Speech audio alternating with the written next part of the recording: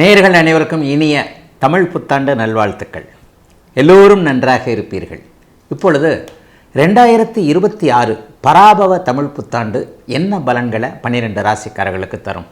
ஐயா, போன வருஷம்தான் நான் நல்லா இல்லை. போன வருஷம் என்னுடைய அத்தனை விஷயங்களிலும் முட்டுக்கட்டைகள். கல்யாணம் நடக்கலை, நடந்த கல்யாணம் சரியில்லை, அல்லது எதுவுமே எனக்கு சரியாக இல்லை, தொழில் நல்லா இல்லை, வேலை நல்லா இல்லை, பொருளாதார முன்னேற்றம் இல்லை, எதுக்காக பிறந்தேனே தெரியல, அந்த அளவுக்கு போன வருஷம் மன அழுத்தம். இந்த வருஷமாவது எனக்கு நல்ல அமைப்புகள் இருக்குமா அப்படிங்கிற ஒரு ஏக்கத்தோடு இருக்கக்கூடிய அனைவருக்குமே இந்த 2026 பராபவ தமிழ் புத்தாண்டு என்னென்ன பலன்களை எப்படி தரப்போகிறது? நான் அடிக்கடி ஒரு முன்னுரை மாதிரி சொல்லக்கூடிய அமைப்புகளில் இந்த வருட பலன்கள் எப்படி உங்களுக்கு சொல்லப்படுகின்றன. 12 ராசிகள்லையும் கோடிக்கணக்கானவர்கள், உலக மொத்தத்தில் இருக்கக்கூடிய ஒரு 800 கோடி பேரையும் பிரித்தோம்னா 12 பங்காக பிரித்தோம்னா ஒரு ராசிக்கு 60-65 கோடி பேர் கண்டிப்பாக வருவீங்க. அப்போ இந்த தமிழ் புத்தாண்டு பலன்கள் என்று சொல்லப்படக்கூடிய ஆண்டு பலன்கள் எப்படி சொல்லப்படுகிறது அப்படின்னு பார்த்தீங்கன்னா, வருடாந்திர கிரகங்கள்னு சொல்லப்படக்கூடிய சனி, ராகு, கேது, குரு ஆகிய 3 கிரகங்களுடைய இயக்கத்தை தாங்க இதை வச்சு நம்முடைய புத்தாண்டு பலன்களை கண்டிப்பாக சொல்கிறோம். அது எப்படி இருக்குன்றதை கணிச்சு தான் ஒவ்வொரு ராசிக்கும் பொதுவான பலன்களாக சொல்லுகிறோம். இந்த பலன்களும் உங்களுடைய ஜாதகத்தில் இருக்கக்கூடிய தசாபுக்தி அமைப்புகளையும் வச்சுத்தான், அதாவது கோட்சாரம் மற்றும் உங்களுடைய பிறந்த ஜாதக தசாபுக்தி அமைப்புகளை இணைத்து தாங்க பலன்கள் நடக்கிறது அப்படிங்கிறதாங்க உண்மை. சரி, இந்த வருஷம் ஏதாவது சிறப்பான பயிற்சிகள் எதனா இருக்கான்னு பார்த்தீங்கன்னா, நிலையாக இந்த வருஷம் சனிப்பெயர்ச்சியே கிடையாது. இந்த தமிழ் புத்தாண்டில் சனிப்பெயர்ச்சி கண்டிப்பாக கிடையாது. அவர் ஒரே இடத்தில் மீன வீட்டில் நிலையாக இருக்கின்ற அதே நிலைமையில் டிசம்பர் மாதம் முதல் வாரம் இப்போது கும்ப வீட்டில் இருக்கக்கூடிய ராகு அப்படியே கீழே இறங்கி மகர வீட்டிற்கு வந்து விடுகிறார்.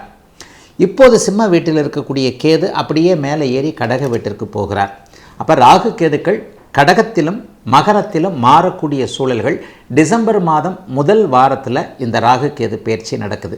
இதனை எடுத்து பார்த்திங்கன்னா ஒரு அற்புதமான ஒரு பயிற்சி நடக்குதுங்க, குரு பயிற்சி.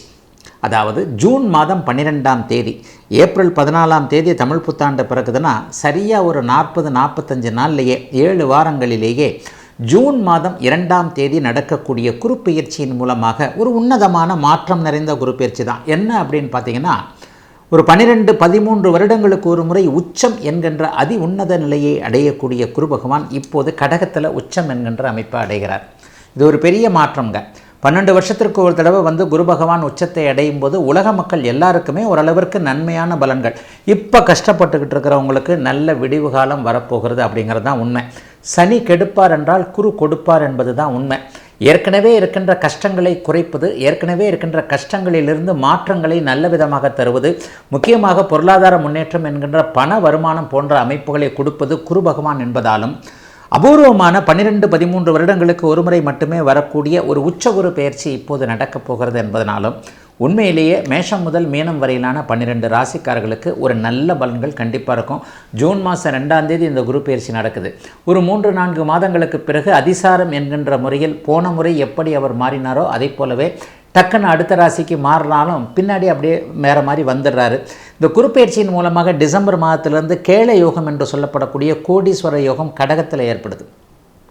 இந்த கடகத்தில் குரு கேள யோகம் ஏற்பட்டாலே உலகத்தில் இருக்கிறாங்க இப்போ இருக்கிறவங்களுடைய பொருளாதார முன்னேற்றம்லாம் கொஞ்சம் ஓரளவுக்கு சீராகி இப்போ கஷ்டப்பட்டுக்கிட்டு இருக்கிறவங்களுக்கு ஒரு 6 மாதம் கழித்து கொஞ்சம் நன்மைகள் நடக்கக்கூடிய தன்மைகள் கண்டிப்பாக உண்டுங்க.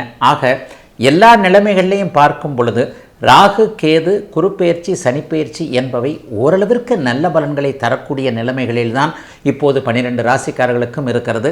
பெரிய சோதனைகள் இந்த தமிழ் புத்தாண்டில் இருக்காது. ஆகவே சென்ற வருடத்தைப் போல அல்லாமல் அல்லல் பட்டு கொண்டிருக்கின்ற கஷ்டப்பட்டு கொண்டிருக்கின்ற மக்கள் அனைவருக்குமே இந்த பராபவ தமிழ் புத்தாண்டு ஓரளவிற்கு உற்சாகத்தையும் புத்துணர்ச்சியும் தரக்கூடிய புத்தாண்டாகவே அமையும் என்பதை கண்டிப்பாக எதிர்பார்க்கலாம். இப்போது மேஷம் முதல் மீனம் வரையிலான 12 ராசிக்காரர்களுக்கு தனித்தனியாக எப்படிப்பட்ட தன்மையில் இந்த தமிழ் புத்தாண்டு இருக்கும்ன்றதை பார்த்துடலாம்.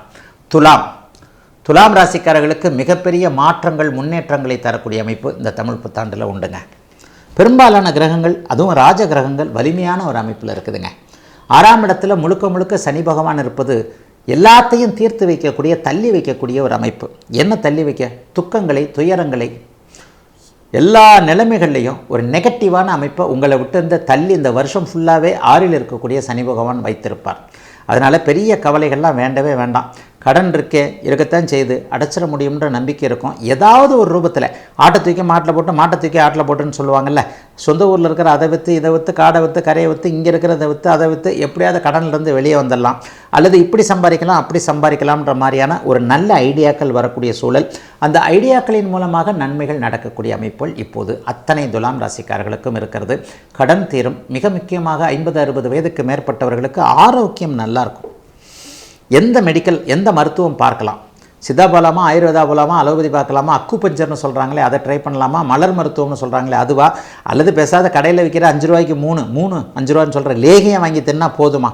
இந்த மாதிரியான ஒரு குழப்பங்கள்லாம் துளாராசிக்காரர்கள் 60 வயசுக்கு மேற்பட்டவர்களுக்கு இருக்கும். இந்த மாதிரியான அமைப்புகள் நல்லாவே இருக்கும். ஆரோக்கியம் மீண்டு வரும். ஒரு 60 வயதுக்கு மேற்பட்டவர்கள் 10 வயது குறைந்தார் போல சில மாற்றங்களை அடையக்கூடிய தன்மைகள் இப்போது உண்டு. ஆகவே ஆரோக்கியத்தை பற்றி கவலைப்படாதீங்க. கடன், நோய், எதிர்ப்புகள் போன்றவைகள் விலகக்கூடிய அமைப்பு, உங்கள் மேலே இருக்கிற கண் திருஷ்டி கூட கொஞ்சம் விலகக்கூடிய அமைப்புகள் நிச்சயமாக இருக்கும்.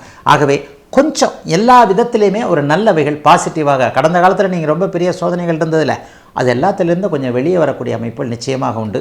புதிய தொழில் ஆரம்பிக்கலாம், புதிய வேலை மாற்றம், வேலை போனால் கவலைப்படாதீங்க, நல்ல வேலை கிடைக்கும். புதிய தொழில், புதிய வியாபாரம், விவசாயம் சார்ந்த விஷயங்கள், ஆடு மாடு சம்பந்தப்பட்ட விஷயங்கள் எல்லாமே இப்போது துலாம் ராசிக்காரர்களுக்கு கை கொடுக்கும். 10ஆம் இடத்துல குரு கேது சேரக்கூடிய கேள யோகம் ஏற்படுவதால் வங்கி தொழில் பண்ணக்கூடியவங்க, டீச்சிங் லைனில் இருக்கக்கூடியவங்க, ஜுடிஷியல் என்று சொல்லப்படக்கூடிய நிதித்துறை சார்ந்த விஷயங்கள் இருக்கக்கூடியவர்களுக்கு மிகப்பெரிய முன்னேற்றம், பதவி உயர்வு கிடைக்கும். மேற்படிப்பு படிக்கணும்னு நினைக்கிற மாணவர்களுக்கு அம்மா அப்பாவுடைய ஒத்துழைப்பு, நீங்கள் என்ன படிக்கிறீங்களோ அதே சீட்டு கிடைக்கக்கூடிய தன்மை, வெளிநாட்டில் போய் படிக்கணும்னு நினைக்கிறவங்களுக்கு அதற்கான ஆதரவுகள் கிடைக்கக்கூடிய ஒரு அருமையான நல்ல மாற்றங்கள் இதெல்லாம் துளாராசிக்காரர்களுக்கு நடக்கப் போகிறது.